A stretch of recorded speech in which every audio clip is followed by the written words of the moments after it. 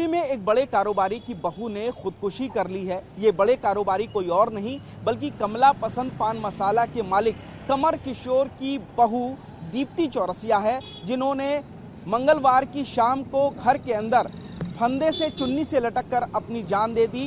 ये वसंत विहार का वही घर है जहां पर दीप्ति चौरसिया, जिनकी उम्र लगभग 40 साल है, उन्होंने खुदकुशी कर ली है। और ये कमल किशोर की बहू हैं, जो कि कमला पसंद पान मसाले के मालिक हैं।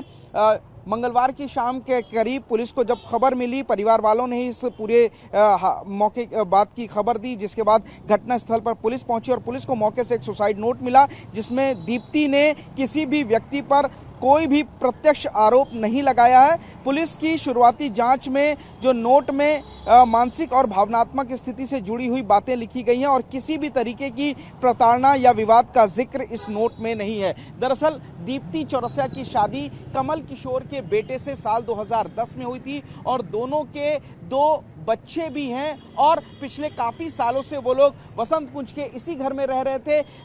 दीप्ति के जो पिता हैं वो बिहार की राजनीति से ताल्लुक रखते हैं, लेकिन रिटायर हो चुके हैं। फिलहाल पुलिस ने लाश को पोस्टमार्टम के लिए भेज दिया है और अब कई पहलुओं पर जांच कर रही है, जिनमें दीप्ति और उनके पति के साथ संबंध, हाल के दिनों की गतिविधियां जो दीप्ति ने की थी, इसके अलावा दीप्ति और उनके पति के फोन कॉल रिकॉर्ड्स और जो बातचीत है, इसके अलावा जो डिजिटल डेटा है, उन सभी चीजों का पुलिस जो है इस वक्त इन्वेस्टिगेशन कर रही है। सबसे बड़ी बात यह है कि दीप्ति ने एक खुदकुशी से पहले सुसाइड नोट भी छोड़ा है और इस सुसाइड नोट में कई भावनात्मक चीजें लिखी हैं, लेकिन उस सुसाइड नोट में किसी भी शख्स पर कोई भी सीधा आरोप उन्होंने नहीं लगाया है, ऐसा पुलिस के सूत्रों का कहना है। तो आखिर पुलिस अब ये भी जांच कर रही है कि जो सुसाइड नोट में हैंडराइटिंग है, क्या वो दीप्ति की ही है या नहीं। इसके लिए उसको फॉरेंसिक में भेजा जाएगा। साथ ही पुलिस अब परिवार के